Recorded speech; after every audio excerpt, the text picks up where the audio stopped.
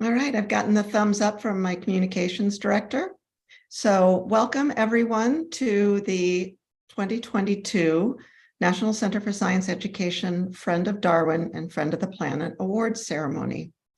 For any of you who are not familiar with the National Center for Science Education, we're a nonprofit advocacy group that has been around for 40 years. 2022 is actually our 40th anniversary. And our goal is to ensure that what students learn in their classrooms reflects the best understanding of the science community, in particular about the topics of evolution and climate change, which engender a lot of societal controversy, although they're not scientifically controversial. So we work to ensure that efforts to interfere with how science is taught are monitored, and we work with local activists to block those efforts. You'll hear a little bit about that with some of our awardees today. And we also work directly with teachers to help give them the skills and the confidence and the content knowledge that they need to teach evolution and climate change, even in places where that they might have a reasonable fear of conflict because of lack of acceptance of those topics in their communities. During the pandemic, when I think it became clear to everyone that Americans' understanding of how science works was maybe leaving a bit to be desired, we developed a curriculum set of lessons on the nature of science, which we are also now making available to teachers and providing professional development on, in the hopes that we can contribute to a generation of citizens who are able to understand how science works and thereby be inoculated against misinformation and be more likely to be able to take evidence into account when they're making decisions about their own lives and about their lives as citizens. So that's NCSE in a nutshell. And we have 5 of our 6 awardees here today, and I just want to give you a little introduction about Kelly Lee, who was not able to join us today, who was one of our climate change Friend of the Planet winners. Kelly is a former classroom science teacher. She now directs the science project at the University of California, Irvine. She's the author of Teaching Climate Change for grades 6 to 12, Empowering Science Teachers to Take on the Climate Crisis through NGSS, which stands for the Next Generation Science Standards. And this is perhaps the most practical guide on teaching climate change that has, for teachers, that has been published yet. So we're sorry Kelly couldn't be here, but she is one of the people, like the other awardees, who help NCSE achieve its mission, which if we define it as making sure that every single science teacher in the country is doing a good job teaching these topics, becomes abundantly clear that's not something that we can do on our own. And so every year we like to reach out and recognize people who are making our job easier, making our burden lighter, and spreading climate change and evolution education into places where we can't, where we're not connected. So we have 6 awardees this year. 5 of them are with us. And the Deputy Director of the National Center for Science Education, who also directs all of our efforts to monitor and push back on efforts to challenge the integrity of the science classroom, Glenn Branch, is going to introduce our first awardee. Glenn? Thank you, Anne. Lisa White is the Director of Education and Outreach at the University of California Museum of Paleontology, having previously been Professor of Geosciences at San Francisco State University. She's a Fellow of the Geological Society of America and the California Academy of Sciences. She's active in promoting diversity efforts in the geosciences community, and she recently received the coveted Stephen J. Gould Award from the Society for the Study of Evolution, so she's on a roll. At UCMP, her important accomplishments include spearheading the invaluable Understanding Evolution website, on which NCSE was a partner, and the similar Understanding Science website. Lisa, would you like to say a few words? Yes, excuse me. Thank you so much for that introduction, Glenn. And I'm just so grateful for the long history that UCMP and NCSE have together. And of course, none of the work that we do would be possible without the terrific staff in particular, Anna Thanukos, who's the primary editor of Understanding Evolution and Understanding Science. And I just try to extend the good work of our team at UCMP and just wanting to reach even greater and more diverse audiences. So thank you so much. No, we really appreciate you, Lisa. Lisa and I have worked together closely, not so much since the pandemic started, but we'll have to get together again soon. I've just been told that one of our board members, whose name will be familiar to all of you, has joined us, and I want to hand the microphone over to Michael Mann for a brief introduction. Oh, thanks very much. Thanks, Anne. Can everybody hear me?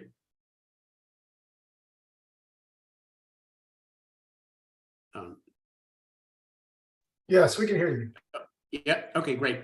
Again, thanks, Anne, and hello, everyone. I'm very pleased to be representing NCSE's Board of Directors at this event, especially because it gives me a chance to see the upshot of one of the board's decisions in person. For decades, NCSE has conferred its Friend of Darwin Award to select individuals or organizations whose efforts to support NCSE and advance its goals with regard to evolution education. Friends of Darwin have ranged from eminent scientists and scholars to ordinary citizens. Well, no, strike that, extraordinary citizens who have stood up to attempts to inject creationist pseudoscience or remove evolution from the public schools, something I'm sadly very familiar with living in Pennsylvania. And for years now, NCSE has conferred a Friend of the Planet Award to people and groups who have made significant contributions to NCSE and the cause of climate education.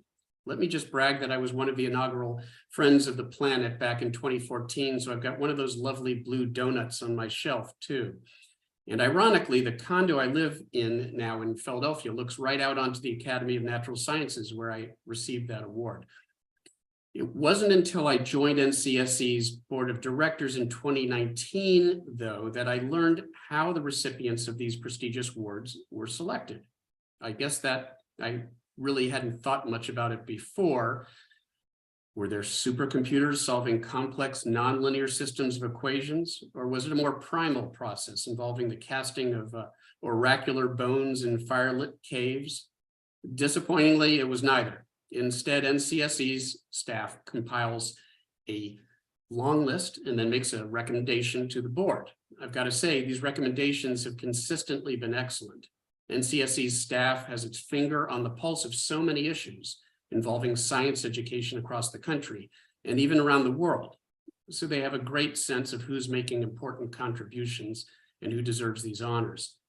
So it wasn't a surprise to me at the NCSE board meeting in April 2021 that the staff came up with a stellar slate of recommendations, or that my fellow members of the board and I swiftly agreed that this was a group that amply deserved to be honored for their sustained, diverse, and effective efforts to support science education. This year's recipient of the Friend of the Planet Award, Andy Dessler, is a colleague and friend who's been right there with us on the front lines of the communication battle for decades now, and he couldn't be more deserving of this award. But don't take my word for it. Anne and NCSE's Deputy Director, Glenn Branch, will take turns briefly introducing each of the recipients, who will then have the chance to offer a few remarks, starting with Glenn. Thanks.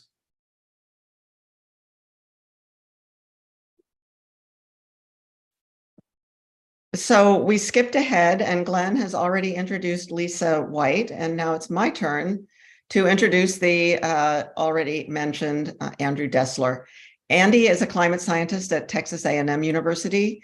He specialized for 2 decades in global climate physics with the goal of understanding how feedbacks within the atmosphere affect climate and how to test and improve the accuracy and validity of climate models, which I must say is something that we focus on in one of our climate lessons, since one of the principal misconceptions about climate models is that models will tell you whatever you want, and so they're not worth listening to, which of course is not how climate modeling works. So this is a academic topic that's near and dear to our hearts. But more recently, Andy has shifted his focus to the intersection of climate change and human society which I would argue is a system that is vastly more complicated even than the atmosphere. And this shift was partially inspired by a year that he spent as a policy analyst in the Office of Science and Technology Policy in Washington, D.C., in the belly of the beast, as it were. Andy has written a textbook, The Introduction to Modern Climate Change, and co-authored another book, The Science and Politics of Global Climate Change, which is in its third edition. He also regularly engages in outreach to the public. He writes op-eds in Texas and national publications, recently including a piece in the Bulletin of the Atomic Scientists and Rolling Stone, so covering the waterfront there. He's been enormously helpful to NCSC, specifically, most recently, in our battles over how climate change is treated in Texas's state science standards. Andy? Thank you, Anne, and thank you, NCSC, so much for this incredible honor. I'm truly humbled to be receiving this award, particularly since the previous winners include so many climate communicators I deeply admire, like Mike Mann. Climate change is an issue that affects everyone alive today, as well as future generations. And like many of you, I'm committed to raising awareness about the urgent need to address it. Also, like many of you, I started out avoiding direct interactions with the deeply dismissive, as the Six America survey describes them, or what might less charitably be described as climate deniers. But as an experiment, I've tried engaging them in the last year or so, such as engaging people like Joe Rogan. These people don't hear directly from climate scientists very often, and I think we have a good and optimistic message about the revolution in renewable energy that's currently going on. So I thought, what the heck, let's give it a try. In these efforts, I'm not trying to persuade all of the dismissives. That would be impossible. But if I can introduce a seed of reality into a few % of the audience, then I'll take it. Is it working? I don't know, but it's not working. So I'm going to keep it up. And I appreciate NCSC's acknowledgement of these efforts, which can be a lot harder than talking to a friendly audience who's already concerned about climate. And I would also like to thank everyone else who's out there talking about climate. My mental model of climate communication is like rain eroding a mountain. Each individual raindrop doesn't do much, but all the raindrops working together over a long time can wear down the mountain of denial. I'm just a raindrop. I can't do this alone, and neither can you. So thank you for everyone working with me to move the dialogue forward. So again, thank you to NCSC for this award. I'm grateful for the recognition. I will continue to do my part to try to raise awareness about the importance of climate action. Thanks for those inspiring words, Andy. Let me now introduce Tim M. Berra, who is Professor Emeritus of Evolution, Ecology, and Organismal Biology at The Ohio State University. A distinguished ichthyologist, he also wrote one of the most accessible rebuttals of creationism from a generation ago, Evolution and the Myth of Creationism, and has more recently turned to Darwin scholarship with the brief biography, Charles Darwin, The Concise Story of an Extraordinary Man, and a family study, Darwin and His Children, His Other Legacy. Tim is a longtime NCSC member who has consistently aided NCSC's efforts in Ohio, which fortunately have not been needed as much recently as they were 15 years ago. Tim? Thanks, Glenn. I really appreciate this award. And when I look back at the other awardees from the past, I'm very impressed with this list of scientists, educators, and authors, because I own most of their works. They're all around me. I've got a 5,000 volume personal library, and virtually everybody on the past list is included. It's a really good feeling to have one's life's work recognized and appreciated. On the other hand, and there's always another hand, it's frustrating to see that the same people who lied about evolution are also lying about climate change and vaccinations and election results and knowledge in general. It's a bit frustrating to realize that our job will never be done. We'll never get to the end of what we're trying to do. It's in a way like when I go to the gym. I've been going to the gym for 50 years. When does that finish? When can I not stop going to the gym? Well, the same thing happens with what we're trying to do. We will never finish it. But who knows how bad things would be if we weren't doing it in the first place. Now, some of my more waggish colleagues at Ohio State University insist on referring to the Friend of Darwin Award as a Darwin Award. And they know what they're doing. It's deliberate. They're trying to pull my chain. The Darwin Award is given to people who supposedly improve the human gene pool by removing themselves from it in a spectacularly stupid manner. It's not enough to have merely killed oneself. You have to be proud of it to get the Darwin Award. I'm reminded of Groucho Marx's remark when he got the letter from the Friars Club saying that he was admitted as a member. And he says, I don't want to belong to any club that would have me as one of the members. Well, that's not true with this. I am so pleased to have this award. Finally, in the words of that great American philosopher and my cousin, Yogi Berra, I want to thank all of those who made tonight necessary. Cheers.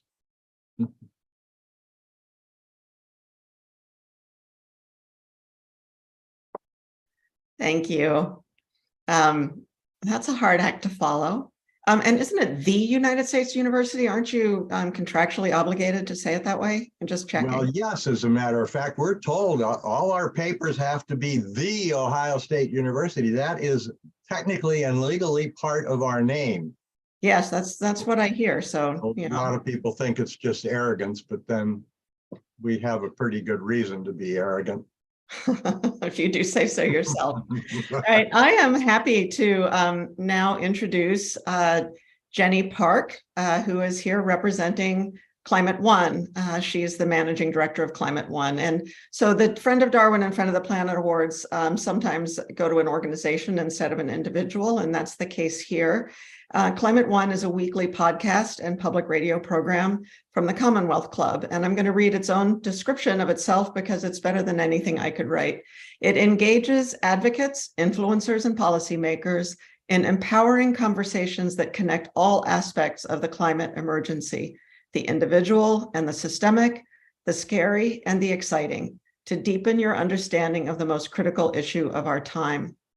Climate One also presents the Stephen H. Schneider Award for Outstanding Climate Education. So to me, the most important word in that description of Climate One is conversation. Climate One is distinctive in its focus on ensuring that communication about climate change includes genuine conversation among all the many publics that have a stake in our climate and our future. I know how adept they are at generating a really productive and informative conversation. I have participated in their program myself, as have several other people connected with NCSC, including my predecessor as executive director, Eugenie Scott, a board member, Naomi Oreskes, board member, Michael Mann, who you just heard from, and another board member, Ben Santer. So Jenny, thank you for everything that you do to make Climate One such a vital part of the climate change conversation.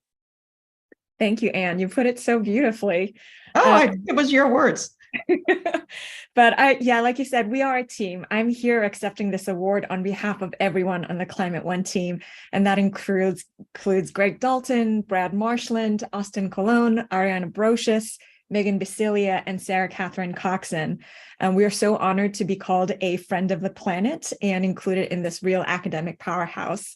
And if I'm being a little bit honest, I think I'm a little embarrassed to be bringing down the PhD per capita in this room. So I'm feeling my mom's voice in my ear when she was telling me, you should go to grad school.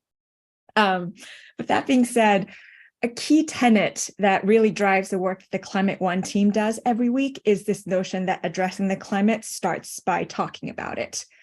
And some critics may say talk is cheap. And one could say that that is a fair argument, especially when that talk doesn't get followed by walking the walk. But the climate crisis is a massive problem, and nobody's going to be able to solve it on their own. It's going to take everybody jumping in the boat, grabbing an oar, and starting to row in the right direction. So we have to start with that moment of like, that's interesting. Tell me more about it. And there are a lot of reasons why people are hesitant to talk about climate change, right? They might feel a little insecure, like they don't know enough about it, or they're not expert enough.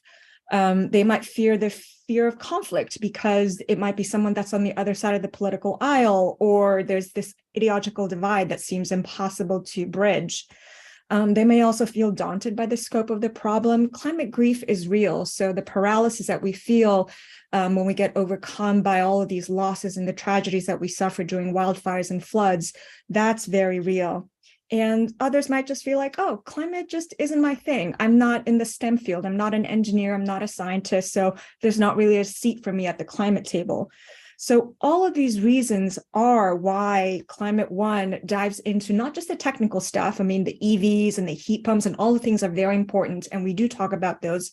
But we also aren't afraid to wade into like the emotional stuff because, like I said, this is a huge, huge problem. It's going to take everybody on board to solve this problem.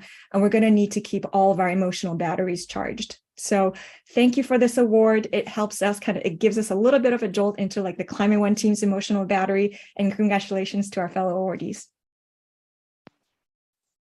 Thank you, Jenny. And thank you to all your colleagues at Climate One as well. A historian of American education at Binghamton University, Adam Lotz specializes in understanding conservative thought and action on education, which of course overlaps with the creationism evolution controversy.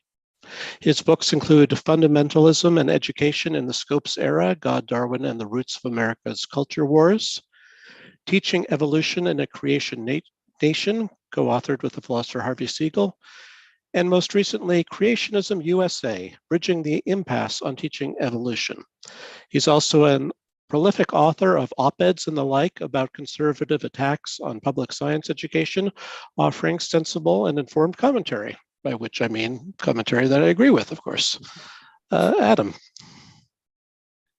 Thanks very much. And I need to especially thank Glenn in particular. He, over the years, has helped with his vast knowledge of all things creationism, now and in the past, has shared a lot of his time so generously with me to help me understand these questions about American creationism now and in the past. And of course, I'd like to thank the whole NCSE for being included. It's a huge honor. I've been a follower of the work for so long that it's it feels very wonderful to be included. So thank you. I should also say, though, like Jenny, I do feel like something of a poser. I'm not a scientist. I'm not even a science educator. I don't even write specifically about the history of science in close focus. But I think the interest for me in creationism and the history of evolution education is partly in testament to what the NCSE does and the importance of it. I'm interested in schools as a whole, in society as a whole. And it seems to me that what the NCSE does so well is nothing less than, fighting for good values and truth in American society as a whole. So I think you can't overstate the importance of the mission of the organization. And so to echo what Dr. Barra said, it's not just creationism or climate denialism. It's talk about ivermectin and injecting bleach. It's a fight over, what counts as good and who counts as an authority and what counts as science. So it's tempting, I think, to think of all these things as new, but the NCSE has shown that these fights have been around for a good long while.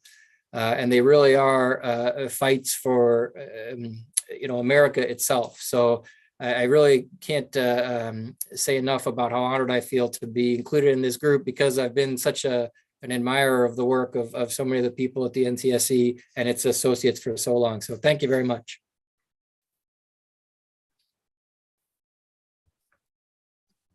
Thank you.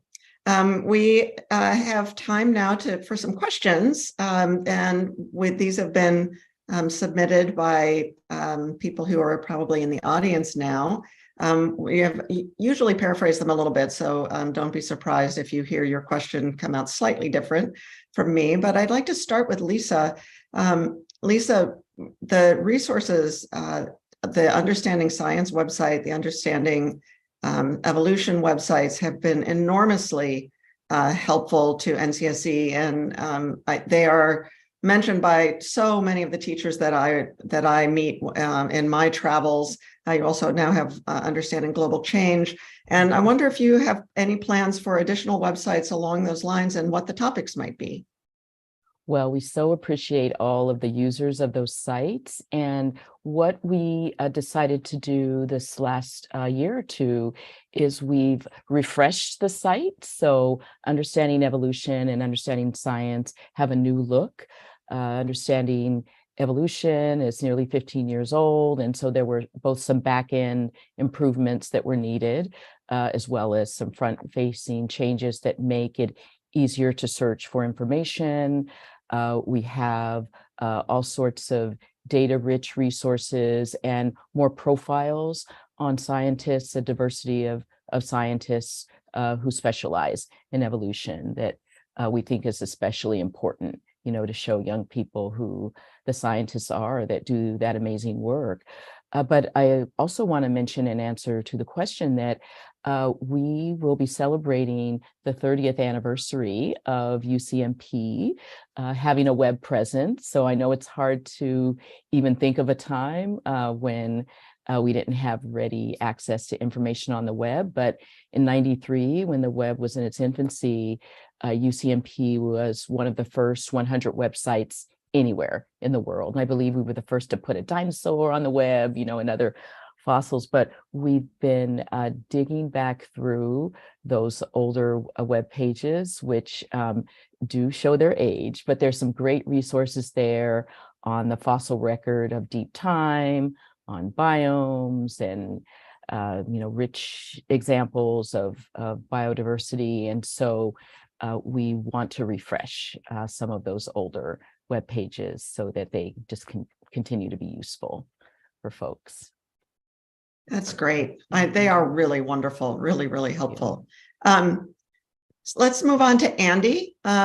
So as a native Texan, you must have some mixed feelings about climate change education in your home state. How do you think the state is doing when it comes to climate change education, and what can we do about making it better? Yeah, well, I think that's a good question. My kids are seniors in high school right now. And in fact, I was saying, you should take environmental science. It turns out their high school didn't even have it we couldn't quite get a good answer from them about why they weren't offering that AP environmental science class.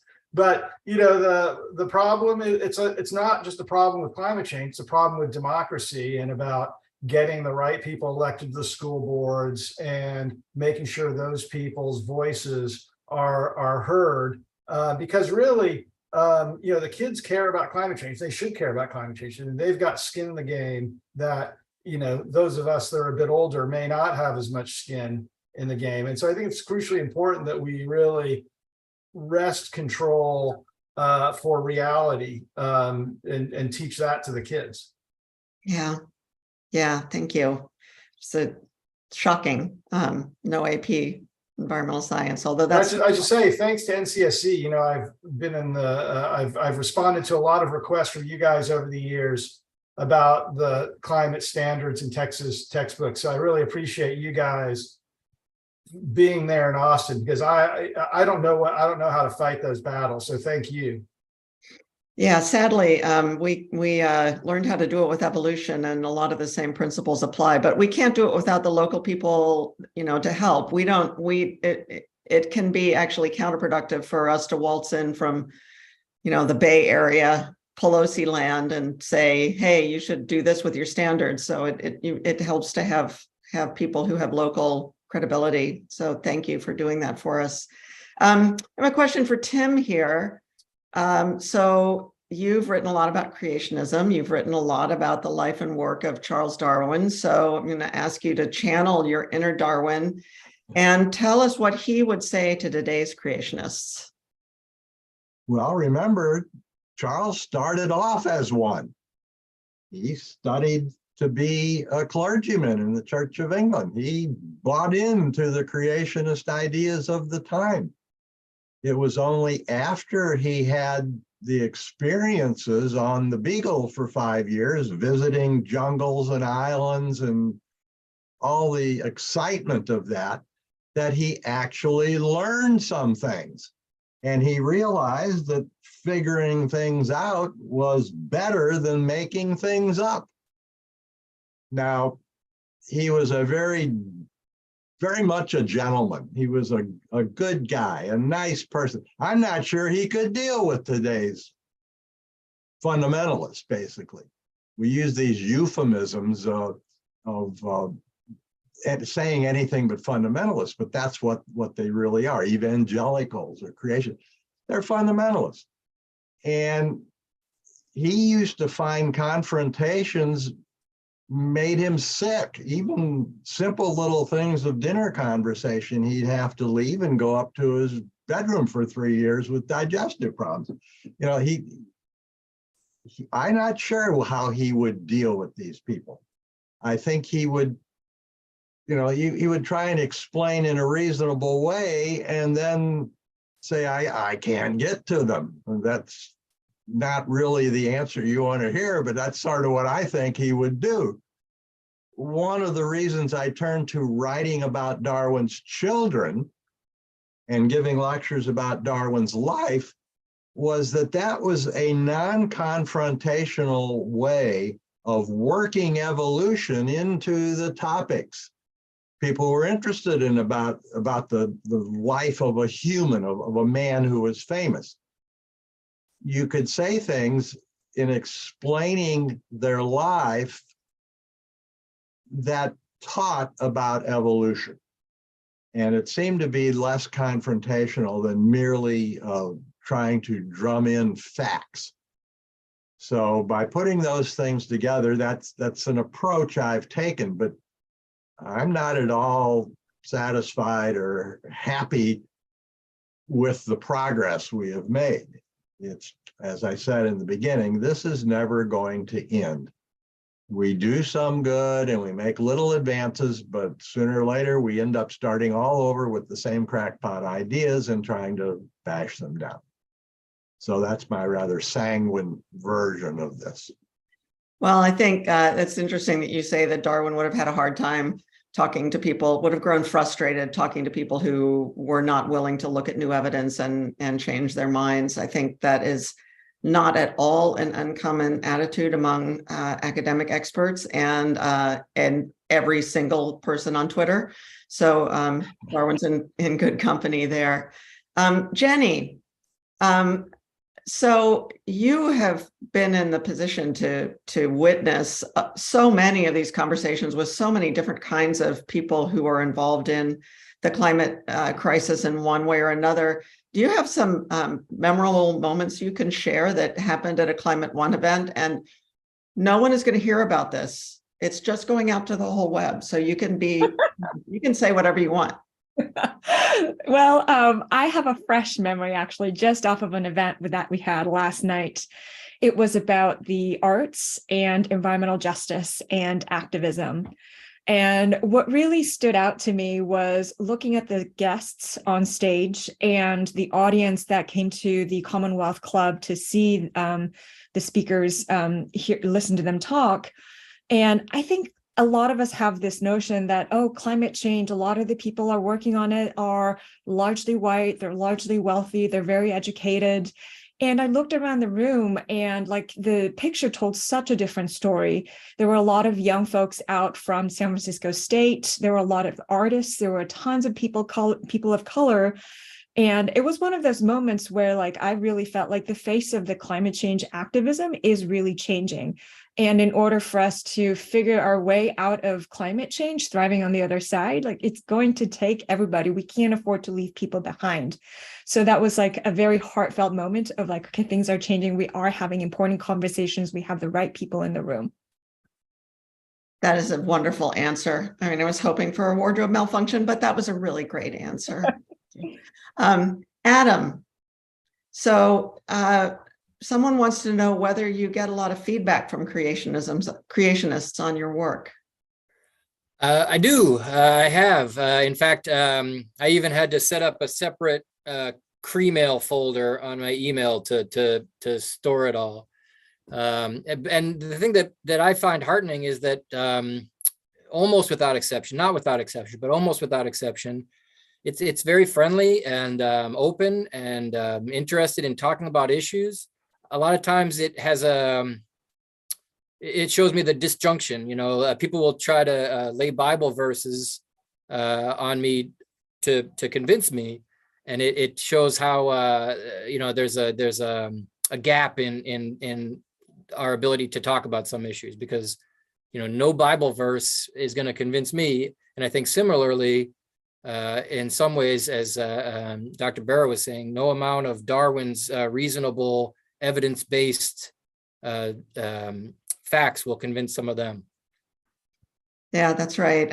I know we'll get, I have another question for you about being a teacher, but we work with lots and lots of teachers, and they not infrequently have students come into their classrooms who already have very strong feelings about evolution or about climate change, and the teachers have to learn to navigate that. And they have a whole year to have that long conversation and to provide lots of examples of how science works from outside of evolution and climate change.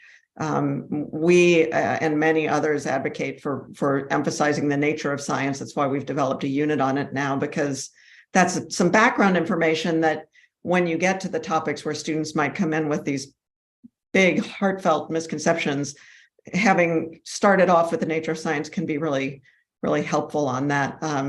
But what I've also heard often from teachers is those students who are the most passionate about their position when they come into class are often the ones who have the biggest aha moment when they start to realize how science works, and that it doesn't necessarily mean that they have to abandon their faith. So I think you probably see that in your emails too, that this is not, it's not pig-headedness. It's really so emotionally deep. And so learning to have conversations with people that understand that and respect that, I think is really important.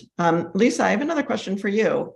This was from a teacher, and she says, in my district, evolution doesn't appear explicitly until the third marking period, but it's totally relevant to the first two topics. And then she says, bless her heart, given, I'm assuming it's a her, that's just statistics, could be a man, but most biology teachers are women. Given Dobzhansky's observation that nothing in biology makes sense except in the light of evolution, she asks, doesn't it make sense to weave evolution concepts into all biology topics? Absolutely. So share and teach evolution early and often. And on the one hand, I can understand why in some curriculum planning that it does come, midway or towards the end, or after students maybe have more opportunities to learn content and maybe are better able to grasp some of the specific examples of evolution in the plant and animal record. But connecting back to our Understanding Evolution website, one of the reasons we designed it in the way that we did, with rich resources, with portals where one can start with Evolution 101 or get ideas for both teaching and learning evolution, is there are ways to incorporate the topic really anywhere.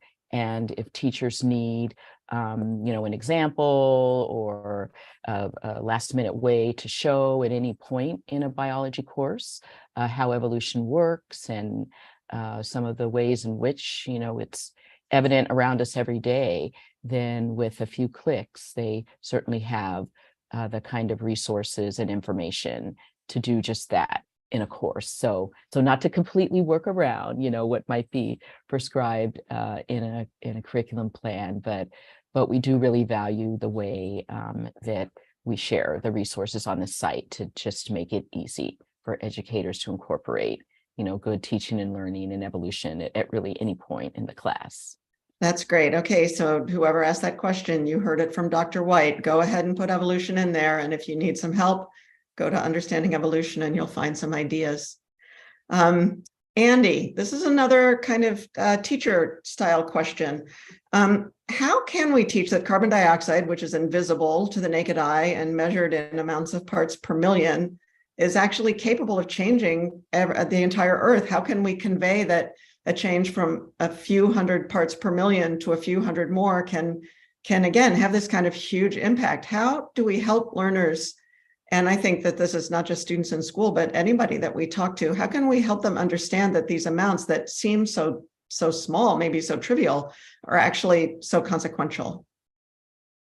Right. So, I think it's important to understand that physics is full of things that don't make sense, whether it's quantum mechanics or torque on a gyroscope. There are lots of things. It's like, oh, that's weird. And in general, people understand them. The real challenge with climate science is not it's not anything about the science. It's really about the implications of the science and the implications of their worldview. And so I think, as has been mentioned previously, the real challenge is to convince people that you can believe this and it doesn't, invalidate everything you believe in. There are, this is part of a consistent worldview, and it's not going to challenge the things you believe in. I also would add that I think it's very important that everyone understand how science works. So in my classes, I spend at least a week going over peer review, assessment processes,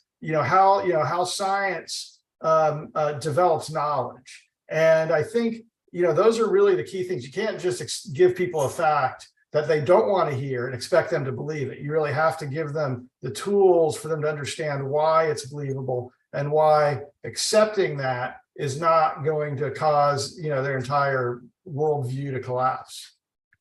Yeah, very, very important. In fact, I'm going to say this is a question from me, for you and for Michael Mann, because I've been writing about scientific consensus for general audiences, for teachers, and talking about, when you can, fairly say that there's a scientific consensus about something. And maybe this is my question for you. Does any other area of science put the immense amount of effort into working together to decide what the consensus is, to every 5 years with the IPCC process to say, this is what we know so far, and this is how confident in it we are, which provides the tool for policymakers and everybody else? Does any other area of science put so much effort into working out what its consensus is? I would say that other fields don't write reports, but consensus is the cornerstone of science. And you can't do science if you don't understand what all of your colleagues think is, how do you come up with an interesting question? My father, who I think may actually be on this call, used to always say, the key thing about being a good scientist is asking good questions. You can't ask a good question if you don't know what the consensus is, what people accept and what they don't accept, and so every scientist is always reading the papers, talking to colleagues, trying to figure out what the consensus is. The difference is they don't write documents about it.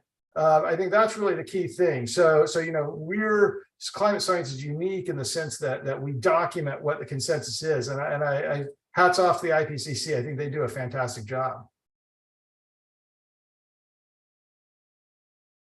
Mike, do you have anything to add to that? Oh, I would, echo everything that Andrew said there. And, the importance, I would emphasize once again, of explaining the process of how science works. It's so critical. It's the old adage, you give a person a fish, you feed them for a day, you teach them how to fish. You feed them for a life, and that's what we're doing. We're teaching them how to think scientifically. When it comes to climate science in particular, is there any other area of science where there has been such exhaustive, constant assessments? The National Academy of Sciences, the IPCC, the U.S. U.S. climate assessments. I think that there are some parallels probably in medical science. I think in certain areas of medical science, cancer, where our knowledge is not only constantly evolving, but it's really important to establish on a constant basis what our state of knowledge is, because we have to make really important decisions in the face of uncertainty. So I think there are parallels in other areas. I would imagine that, the controversy, the fact that climate change is a threat to powerful vested interests, has forced the scientific community to sort of bend over backwards in sort of the degree of assessments that we do, the exhaustive nature and the openness of those assessments. And I think Andy can attest to this as well. We're often criticized, the climate science community is criticized as being too insular and not open to criticism, but just the opposite is true. If you look at the IPCC process, it's as open as a process possibly could be to criticism, to the give and take, and the formation of consensus, and the recognition of areas where there isn't consensus, where there is a divergence of opinion. The IPCC process embraces all of that. And I don't know, maybe Andy has some additional thoughts there. No, I think that's exactly right. It's understanding the process, and I think climate science. We've spent decades responding to these arguments from people like Dick Lindzen. The very small number of credible scientists who raise objections. It's amazing the amount of effort that's gone into addressing them. I see Ben Santer is on in the audience. Ben's spent a lot of time responding to people about detection attribution. It's as a scientist, you're interested in good arguments. And so we respond to them. And, it just so happens that today there really aren't any good arguments left. So we don't spend a lot of time responding to the really terrible arguments. We've moved on. We don't want to argue whether the Earth's warming or not. Yeah, I think it's really it's incredibly helpful as a teaching tool to point out the efforts that the climate science community goes to define, what are the open questions and what are the questions that are effectively settled. That's something that it's a misconception that lots and lots of students have about science, that it's either true or it's not true. And this idea that really the cutting edge of science is the uncertainty, but that doesn't mean everything is completely, up in the air. So thank you for indulging my question, and I'll go back to the questions from the audience now. This one is for Tim. So you mentioned this before, but you wrote a whole book about Darwin's children, and that struck this questioner as unusual, since biographies of the children of a major figure, especially scientists, must be very rare. So why were you interested, and why would a reader be interested in learning about Darwin's children? Well, the book grew out of my first concise biography of Darwin, when I, of course, became aware that he had 10 children with Emma Wedgwood. And in looking for another project, it interested me. I wanted to know, who were these people and what did they do? Were they significant? And by doing that, I learned a lot about Darwin himself. He was a really, really good father. He's sort of the poster father of Father's Day, I would think.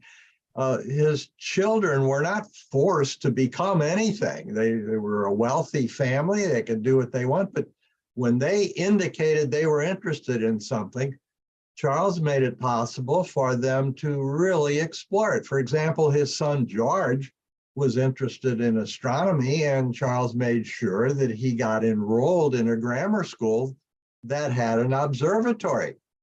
And George Darwin ends up becoming the dominant astronomer of the world for 50 years and a great mathematician. His son, Horace, was a tinkerer. He made things and shaped things, and Charles got him a lathe and various tools for the house. Horace went on to form the Cambridge Scientific Instrument Company. Both George and Horace were fellows of the Royal Society and were knighted. Leonard Darwin was interested in photography, and in the very early days, it was almost impossible to get chemicals and so forth. Well, Charles created a dark room in their home, and Leonard was given all he needed to practice and learn photography. He ended up doing this in his army career by photographing transits of Venus and on the other side of the Earth. He took a lot of pictures of the Darwin family. This was all basically encouragement from childhood, from Charles. Francis Darwin was another one of the Darwin boys who was a fellow of the Royal Society and was knighted. He worked right next to Charles on plants. He would draw specimens for him. They would collaborate on papers and books. This was just an extraordinary family. So that got me to learn more about Darwin, the man, as well as just general information of Victorian times and human history. So I'm really glad I did that. I had no idea how that book would turn out, but it was a lot of fun to do, and I'm happy with it. Oh, gosh, it sounds like it would be interesting to anybody. And I'm sort of pleased and surprised to hear that there was possibly a group of 12 people who were nerdier than the NCSE staff. Yeah. That's shocking. I have another question for Jenny. The Climate One, apparently now intends to set the stage for one-time adversaries to develop empathy and perhaps become partners who develop solutions that inspire us all. That's up on your website. Tell us more. How do you plan to do that? Well, I feel like it's something that the Climate One team has been doing for a long time now, but it's become more pronounced because we're now living in a world where everything, not just climate change, but like even our choice of socks can become a polarized issue, right? One example that Greg talks about is before the pandemic, when we used to do a lot of live events together, he would do this thing where he would take the guest out and go to dinner after the event and kind of talk and break bread together at a table. And there was one event where there was an executive director at an environmental NGO and an oil executive that really kind of sat down at dinner. And it's safe to say that they didn't leave dinner, holding hands, singing Kumbaya together. But there was a very palpable sense that people saw each other as human beings. They saw each other as this person who has a bunch of shareholders to answer to. And, he saw her as like, she's a woman of color who has a deep commitment to standing for Indigenous people in the Amazon. So it's like, there's a sense that we don't have to agree on everything, but we have to understand where we're coming from. And that's also exemplified in a pretty recent event that we had. It was one of the first events that we've had in person since the pandemic, which is super exciting. But it was an event with John Gable, who is a founder of allsides.com. He represents more of the conservative side. And we had Joan Blades, who, of course, is a co-founder of MoveOn.org, and she's now with LivingRoomConversations.org. But there's a very common thread that came out of that discussion, too, is to lead with relationships and with empathy. Because if a flood or a hurricane or a wildfire is hitting someone, their first instinct isn't to talk about, well, climate change causes because it's doing this to the atmosphere and all those things. Like, they want to be taken care and seen as a human being who might need shelter and food and help. So when we lead with that empathy, see where people are coming from, and we invest in those relationships, we can have really long, deep, and hard conversations about climate. Yeah, that's fantastic. I really look forward to seeing who you bring together, because starting those conversations really is, it's the only way to start building some common ground. And that's a great lead into the last question we have time for today, which is for Adam. And this is a nice way to wrap up everything, including what NCSC does. Mentioned before that teachers, they take the kids who come into their class, and those kids could be coming from a lot of different places. So you taught in middle school and high school for a decade before you entered higher education and academia. So how have your experience as a teacher influenced your work in academia? Yeah, it's driven the whole thing. And you said before, as we started, the issues that we're talking about, science, climate change, they're not controversial in scientific terms, but they are controversial in other ways. And when I started doing my doctoral work, I was still teaching high school, and I was curious why is it that schools work that way? Why is there such a low bar in a lot of schools? So that if anyone can tar any idea with a smidge of contrived controversy, schools will tend to avoid it. And schools tend to there's a lot of awesome, smart, brave teachers out there and students and families, and yet schools overall, not all, but overall, tend to sort of avoid things that are considered controversial by anyone, which is a lot of ideas. It doesn't have to be actually controversial to be considered controversial by someone. So that question as a classroom teacher spurred me on, but also my work as a teacher gives me two huge reasons for not just hope, but I've seen the proof, which is thing number one. It's no parent wants a low quality education for their kid. So once in my experience, if a parent has a question about, I taught history and English, if they have a question about a book you're assigning or how you're teaching students about the Vietnam War or anything, which can be controversial issues, once we talk about it and they meet me and they see, what the students are doing, they say, yeah, I want my student to have a high quality education, including, an exposure to ideas that are tricky and difficult. The key, though, is something else that I take hope from and optimism from, is the key there is trust. Parents don't want to just give their kid to a stereotype that they saw on the news of what they think teachers are doing to their children. And they're out there. They're really horrible accusations about what teachers are doing.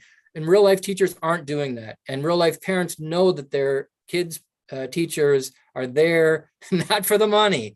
They're there because they care about ideas, they care about the children, and everybody at the table, the parents, the teachers, the students, they want to know, and they want a high quality education. As Jenny was saying, with empathy for climate events, same thing with school. When there's trust, then the perceived stereotype headline grabbing controversies, they change.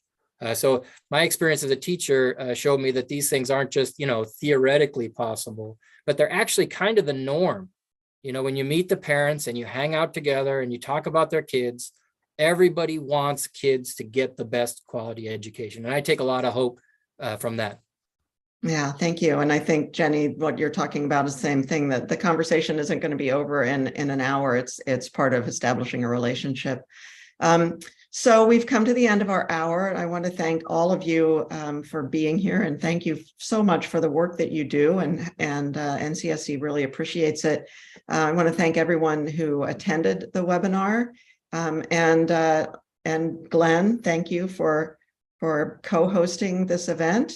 And I just want to say, if any of you who are listening do not subscribe to NCSC's newsletter, Paul, who's behind the scenes, who I also need to thank, he is our communications director who made all of this possible. He's going to throw the URL for signing up for our newsletter in the chat, and he'll also add it to the screen before we put this up as a final video. But with that, I would just like to maybe ask for a round of applause for our awardees. Thank you all so much. Okay, Paul has put that in the chat, so please sign up for our newsletter, and we'll see you here next year. Thank you. Have a great evening, everyone.